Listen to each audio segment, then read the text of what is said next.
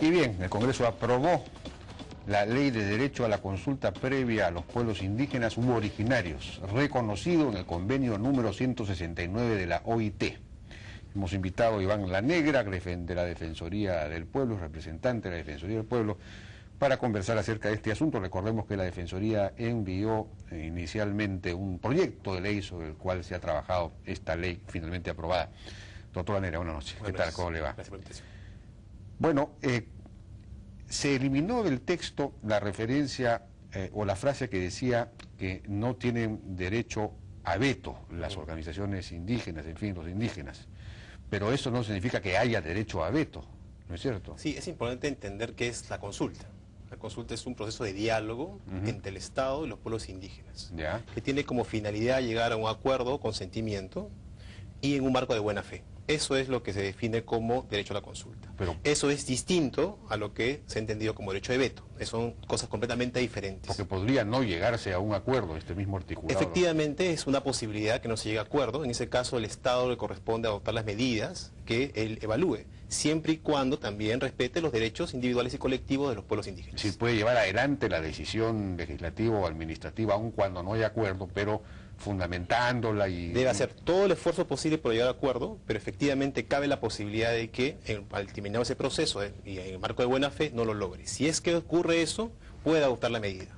Pero si adopta la medida, tiene que evidentemente salvaguardar los derechos de los pueblos indígenas. Ahora, aquí en el artículo 2 se dice, es el derecho a la consulta, ¿no? Es el derecho de los pueblos indígenas u originarios a ser consultados en forma previa sobre las medidas legislativas o administrativas que afecten directamente a sus derechos colectivos, sea sobre su existencia física, identidad cultural, calidad de vida o desarrollo. Medidas legislativas se entiende perfectamente, pero medidas administrativas, ¿qué clase de medidas administrativas, por ejemplo, tendrían que ser consultadas? La propia norma incluye algunos ejemplos, ¿no? Por ejemplo, los programas públicos. Un programa, por ejemplo, de educación o de salud que esté orientado a los pueblos indígenas, tiene que hacerse consultándoles, porque ellos van a ser especialmente los beneficiados o los afectados por esa medida. Entonces, ellos tienen que participar.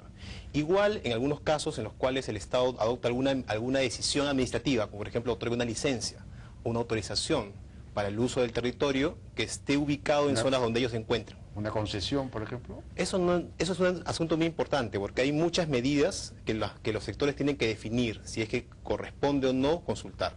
Precisamente la norma establece un periodo de 90 días, una vez publicado la ley en el peruano, en el cual los sectores tienen que organizarse para trabajar el tema de consulta. Entre otras cosas, tendrán que identificar qué medidas administrativas podrían ser necesarias ser consultadas antes de ser adoptadas. Ya, eso que debe definirse claramente si, por ejemplo, en este caso... Sector por sector tendrán que definir... Una concesión petrolera, un lote, por ejemplo, la concesión de un lote. Por ejemplo, la experiencia en otros países revela que normalmente la licencia ambiental, que acá se conoce como estudio de impacto ambiental, es un tipo de procedimiento administrativo que debería ser consultado.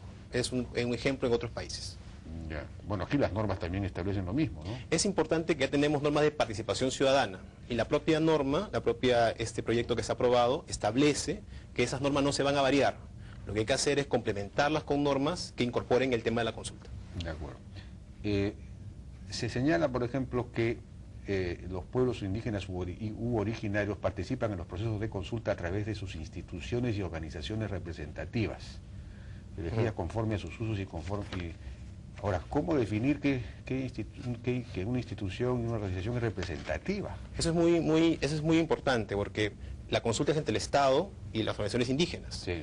Y entonces, lo que nos falta en el Perú es una identificación precisa de los pueblos indígenas. Por eso que en el artículo 20 de la propuesta se habla de crear una base de datos oficial de pueblos indígenas originarios, que debe ser conducida por un organismo técnico especializado. La ley dice que es en este caso INDEPA. INDEPA tiene que hacer un trabajo nacional de identificación de quiénes son pueblos indígenas. Para eso debe usar dos criterios. Un criterio de identificación objetiva, que implica efectivamente pueblos que revelen una clara identidad cultural distinta de la occidental, y por otro lado que también estos pueblos se autoidentifiquen como pueblos indígenas. Entonces ese trabajo tiene que ser realizado, es una labor muy importante, es especialmente relevante que se trabaje en el fortalecimiento de INDEPA, porque va a tener un rol muy importante Bueno, en esto conocer que todo le este proceso. permitirá al Estado saber cuáles son los pueblos indígenas, Así pero es. cuáles son las organizaciones representativas. Esa es la otra parte. Una vez identificados los pueblos indígenas, también es parte de la base de datos identificar las organizaciones representativas y quiénes son sus representantes. Pero habría que saber con qué criterios, porque, claro, en realidad uno debería hacer una consulta a los pueblos indígenas para saber cuáles son sus organizaciones representativas. La propia... Pero ahí sí. hay una petición de principio, porque si yo no sé cuáles son las organizaciones representativas, ¿a quién le consulto? Sí. Si la consulta tiene que hacerse a una organización representativa. Sí. No sé, habría que hacer una encuesta, una cosa ya mucho más precisa para saber. Creo que tenemos un avance con las organizaciones ya existentes, que se han además manifestado públicamente, creo que es un punto de partida, ¿no? Evidentemente hay que trabajar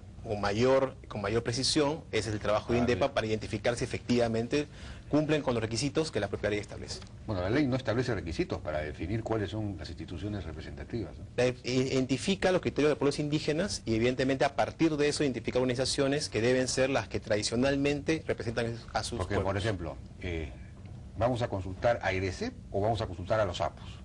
Es un tema muy importante. Depende, digamos, en el contexto de esta medida, de la amplitud de la medida.